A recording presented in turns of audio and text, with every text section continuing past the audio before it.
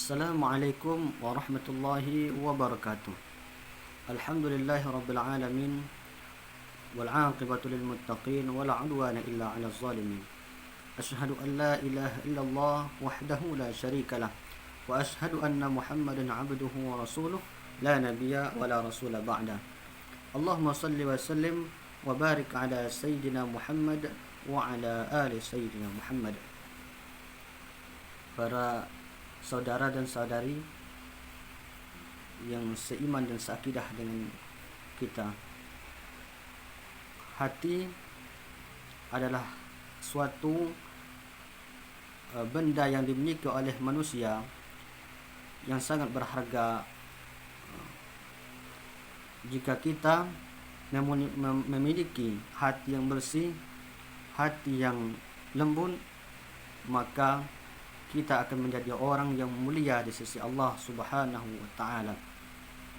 Jika hati kita baik, jika hati kita penuh dengan rasa keimanan, bersih dari sifat-sifat yang tercela, maka seluruh tubuh kita akan ikut menjadi baik. Dan jika hati kita penuh dengan kotoran, hitam karena dosa dan sifat-sifat hati yang telah dibenci oleh Allah Subhanahu wa taala, maka kita, seluruh tubuh kita akan menjadi tidak baik juga. Maka hatilah, jagalah hati, karena hati adalah harta yang paling berharga di dunia ini. Di antara penyakit hati yang dibenci oleh Allah Subhanahu wa taala adalah hasad. Tetapi penyakit hasad ini tidak semestinya, tidak semata-mata menjadi dosa bagi manusia. Terkadang sifat hasad ini dibolehkan oleh Allah Subhanahu wa taala, tidak dibenci oleh Allah. Bahkan Nabi SAW bersabda yang diriwayatkan oleh Imam Al-Bukhari, qala حدثنا حميدي قال حدثنا سفيان قال حدثني إسماعيل بن أبي خالد على غير ما حدثنا الزهري قال سمعت قيس بن أبي حازم قال سمعت عبد الله بن مسعود عن النبي صلى الله عليه وسلم لا حسد إلا في اثنتين لا حسد إلا في اثنتين. Hasad itu boleh, yang boleh hasad itu cuma dua macam. Yang pertama, rajulun atahu Allahu malan fasallatahu ala halakatihi bil haqqi. Seseorang yang memiliki harta, yang dia nafkahkan harta itu kepada jalan yang benar. Kemudian yang kedua, rajulun atahu Allahu hikmatan fahuwa yaqdi biha wa yu'allimuha. Yang kedua ini adalah seseorang yang mempunyai hikmah, yang mempunyai ilmu, kemudian ilmu itu diamalkannya dan diajarkan kepada semua manusia, kepada semua orang. Penyakit hasad ini adalah penyakit hati yang susah diobatkan. Sebagaimana Imam Al-Ghazali mengatakan, sifat hasad ini adalah sifat yang tercela, sifat iri hati yang merusak hati kita, menjadi hati yang mempunyai penyakit, hati yang hitam, yang mengotori seseorang itu, yang mengotori hati seseorang itu hingga dari hatinya, kemudian tubuh dan jasadnya, jasmaninya ikut merasa, ikut menjadi tidak baik. Iri hati kepada seseorang itu adalah sifat yang tercela, yang tidak disukai oleh Allah Subhanahu wa taala. Kemudian hasad yang dimaksudkan oleh Rasulullah SAW dalam hadisnya, la hasada illa fi isnataini rajulun atahu Allah malan fasallatahu ala halakatihi bil haqqi. Seseorang yang mempunyai harta, kemudian harta itu dia infakkan, dia nafkahkan harta itu kepada jalan kebenaran, kepada yang berhak menerimanya. Kemudian harta itu boleh diinfakkan, digunakan kepada yang tiga macam. Yang pertama, harta itu boleh digunakan untuk dirinya, untuk kepentingan dirinya, untuk kelangsungan hidupnya, kebutuhan sehari-harinya, itu boleh digunakan harta itu. Kemudian yang kedua, yang pertama tadi, harta itu boleh digunakan untuk dirinya, untuk kebutuhan kehidupannya, atau untuk keluarganya, untuk kebutuhan keluarganya dan orang yang yang berada dalam tanggung jawabnya. Kemudian yang kedua, harta itu boleh ia nafkahkan, ia boleh ia gunakan untuk kewajibannya, yaitu seseorang yang mempunyai harta yang berlebih, maka ia wajib mengeluarkan zakat. Jika seseorang itu mempunyai harta dan cukup nisabnya, kemudian ia diwajibkan untuk mengeluarkan zakat itu.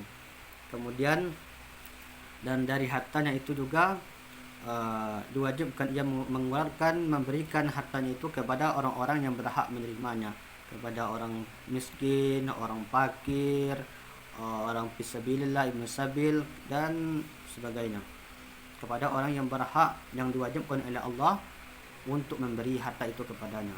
Kemudian yang ketiga, harta itu boleh digunakan untuk membantu sesama orang Islam ataupun sesama umat manusia, seperti membantu orang, memberikan orang yang lapar, membantu orang dalam kesusahan dan sebagainya. Maka harta itu boleh ia gunakan. Kemudian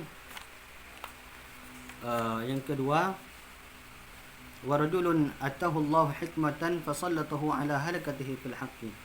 Seseorang yang mempunyai ilmu, kemudian ia ajarkan ilmunya itu kepada orang lain, maka itu diperbolehkan. Kemudian hasad itu karena seseorang itu mempunyai harta yang banyak, kemudian ia menafkahkan hartanya kepada orang lain, kepada yang membutuhkan, maka kita diperbolehkan iri melihatnya. Kita iri dan artian kita berusaha untuk menjadi seseorang itu, untuk menjadi orang yang punya harta, kemudian menafkahkan, mewakafkan, membantu orang lain dengan harta tersebut, maka kita boleh iri dengan itu, iri dalam kebaikan. Kemudian yang kedua, boleh juga kita iri melihat seseorang itu mempunyai ilmu, kemudian ia ajarkan ilmu itu kepada orang lain, maka kita boleh iri melihatnya. Maka kita akan berusaha semaksimal mungkin untuk mencari ilmu karena Allah dan mengajarkannya kepada sesama umat, kepada orang lain. Kemudian ada berapa macam hasad itu? Ada beberapa macam bentuk iri hati itu. Nah, seseorang yang iri hati itu ada empat kategori. Yang pertama, orang yang melihat seseorang yang punya harta, orang yang iri hati melihat orang yang mempunyai harta, kemudian ia merasa iri, merasa tersaingi gitu, kemudian ia ingin menghilangkan atau mengambil harta seseorang itu dari orang yang mempunyai harta itu. Karena ia mempunyai sifat iri hati, maka ia hancurkan harta orang itu, atau ia mencurinya, ataupun ia memfitnah ataupun menuduh seorang yang punya harta itu memiliki harta yang tidak baik. Contohnya apa? Contohnya kita misalnya seorang yang melihat tetangganya sedang membeli mobil baru, kemudian ia merasa iri hati, ia fitnah orang itu dengan mengatakan bahwasanya uang itu dari uang haram, uang itu dari uang karena ada tuyul dan segala macam. Nah, maka itu adalah orang yang satu jenis orang yang iri hati yang tidak boleh kita contoh, dan itu adalah sifat yang tidak baik. Kemudian yang kedua, orang yang iri hati, yang iri melihat orang mempunyai sesuatu yang berlebih, yang punya sesuatu yang tidak ia miliki, kemudian ia tidak ia ingin menghilangkan nikmat yang Allah berikan kepada seorang itu. Ia ingin mencurinya atau mengambilnya, tapi ia tidak mau memfitnahnya atau sebagainya. Kemudian yang ketiga, jenis orang yang iri hati itu, yang ketiga adalah orang yang iri hati, yang hasud, tapi ia tidak ingin nikmat orang itu diambilnya. Ia tidak berharap bahwasanya nikmat orang itu ia ambil, kemudian ia hilangkan ataupun ia fitnah. Dia cuma iri hati saja, cuma iri hati bahwasanya ia tidak mempunyai barang sesuatu yang dimiliki seperti orang lain miliki. Kemudian yang keempat adalah seorang yang iri hati, kemudian ia hilangkan iri hati, hasad dalam dirinya itu, kemudian ia balas, ia ganti hasad yang ada dalam hatinya itu menjadi kebaikan. Itulah 4 jenis hasad yang dimiliki oleh manusia.